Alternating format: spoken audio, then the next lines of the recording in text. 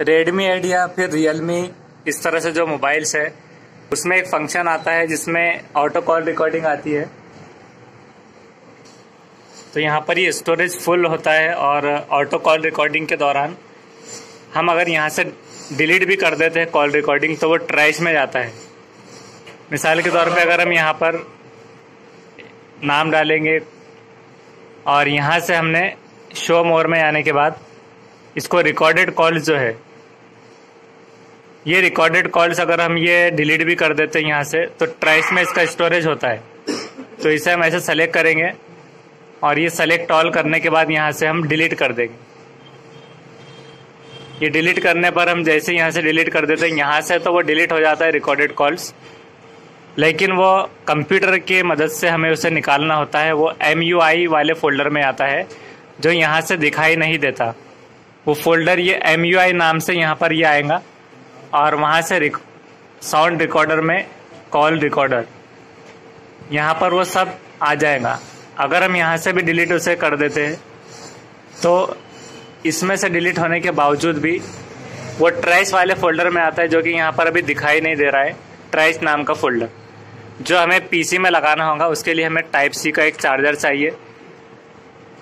हमारे CPU के USB में एक यहाँ पर चार्जर की पिन का ये लगा देंगे और दूसरा जैसे हम चार्जिंग का अटैच करते हैं वैसे ही अटैच इसे कर देना है। यहाँ पर 3 ऑप्शन आएंगे, no data transfer, file transfer. तो हमें फाइल ट्रांसफर पर टैप करना होगा। फाइल ट्रांसफर पर जब हम टैप करेंगे तभी जाने के बाद यहाँ से वो ओपन होंगे ये सारे। यहाँ पर नाम आ गया रेडमी 8। अब देखिए ये पूरा रेड है, पूरा फुल है। अब यहाँ से हम हमारा अच्छा खासा डेटा क्लियर कर सकते हैं। अब हम यहाँ पर जाएंगे इंटरनल शेयर्ड स्टोरेज में, वहाँ से जो MUI है उसे हम सर्च करेंगे तो MIUI ये नाम से MIUI ये आ गया। अब यहाँ पर हम साउंड रिकॉर्डर में जाएंगे। अब हम जैसे कि उसमें देख रहे थे ट्रैश वाला नहीं आ रहा था, तो क्या होता है उससे कि ट्रैश वाला जो है ट्रैश में चला जाता है, यानी कि डायरेक्टली रिकॉर्ड नहीं होता और वो फंक्शन मोबाइल में भी नहीं आता और हमें दिखाई नहीं देता जो डिलीट हो गया है। तो हमने जितना भी डिलीट किया था तो ये सारा यहाँ पर आ गया। कंट्रोल A हम प्रेस करेंगे कीबोर्ड से, तो ये कंट्रोल को प्रेस करके रखेंगे यहाँ से और A दबाएंगे। कंट्रोल A प्रेस करने पर अब हम देखेंगे कि कितना डेटा था। राइट क्लिक करेंगे और प्रॉपर्टीज में चेक करेंगे। प्रॉपर्टीज में हम देखेंगे 58 MB का यहाँ पर डेटा था।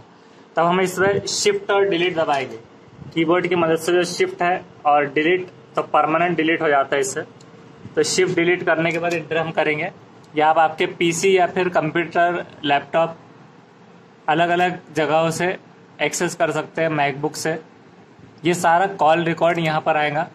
अब इसे हम सारा एक साथ में डिलीट करने के लिए कंट्रोल A प्रेस करेंगे।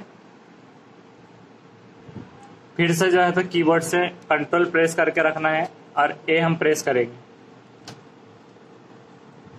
कंट्रोल A प्रेस कर देने के बाद राइट क्लिक करने के बाद प्रॉपर्टीज में जाएंगे। वहाँ से हम चेक करेंगे ये 403 MB का है, मतलब आधे GB के करीब में। शिफ्ट डिलीट प्रेस करने के बाद यस कर देंगे। ये सारा डेटा यहाँ से डिलीट होने तक रुकना है।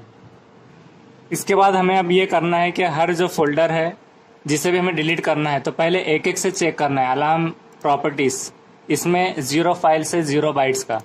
एंड्रॉयड में क्या है तो इसमें भी 0 बाइट्स है, उसे छोड़ देना है। और जिसमें ज़्यादा अगर डेटा रहेगा तो उसे हमें टारगेट करना है।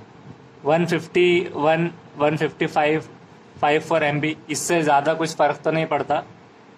तो हमें डिटेक्ट करना है कि सबसे ज़्यादा डेटा कहाँ पर है। DCIM जो फोल्डर होता है ये हमारा वीडियोस और जो भी हमारे इमेजेस होते हैं उसका होता है। तो इसका भी ज़्यादा डेटा ले सकता है वो, लेकिन अभी फ़िलहाल इसमें कुछ है नहीं।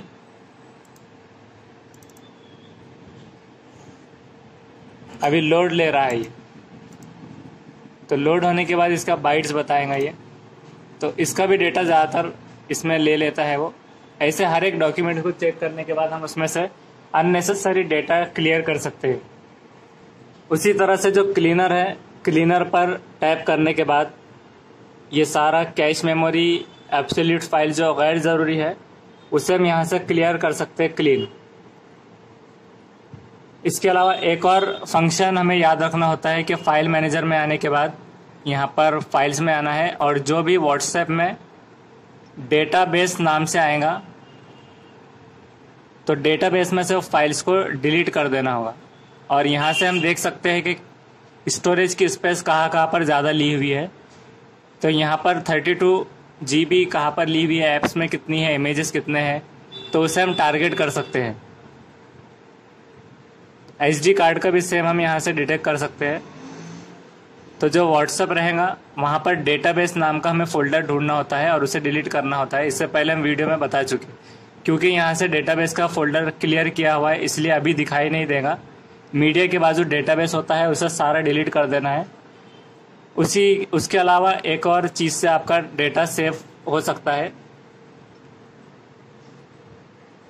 यहाँ पर जाना है, व्हाट्सएप ओपन करने के बाद ऊपर से जो 3 लकीर है वहाँ से हम सेटिंग्स में जाएंगे। सेटिंग्स में स्टोरेज एंड डेटा, वहाँ पर बताएगा कितना GB किसको लिया हुआ है। तो यहाँ पर मैनेज स्टोरेज में आने के बाद जिसमें भी ज़्यादा डेटा दिखाई देगा तो वहाँ से उतना डेटा हमें क्लियर करना होगा। इन चीज़ों की मदद से आप अच्छा खासा डेटा यहाँ से क्लियर कर सकते हैं और PC की हेल्प से आप अच्छा खासा डेटा वहाँ से डिलीट कर देंगे। Thank you. व्हाट्सएप के जो डेटाबेस है उसे हम ऐसे डिलीट करेंगे। यहाँ पर हम जाएंगे और ये व्हाट्सएप में आने के बाद डेटाबेस, ये जो डेटाबेस है ये सब डेटाबेस को हम इसके फाइल्स को ऐसे डिलीट कर देंगे। ऐसे डिलीट करने पर डेटा इसमें चला जाएगा। एक और चीज़ इसमें ये होती है कि अगर आप गैलरी से किसी भी चीज़ को अगर डिलीट कर दे तो वहाँ पर से मिसाल के तौर पे ये फ़ोटो को अगर हम डिलीट कर देंगे, डिलीट करने के बाद ये आपको डायरेक्टली दिखाई देगा ट्रैश बिन में। तो रेड में उसमें ये ऑप्शन आता है कि डिलीट करने के बाद ट्रैश में आता है, वो स्टोरेज भी काउंट करता है।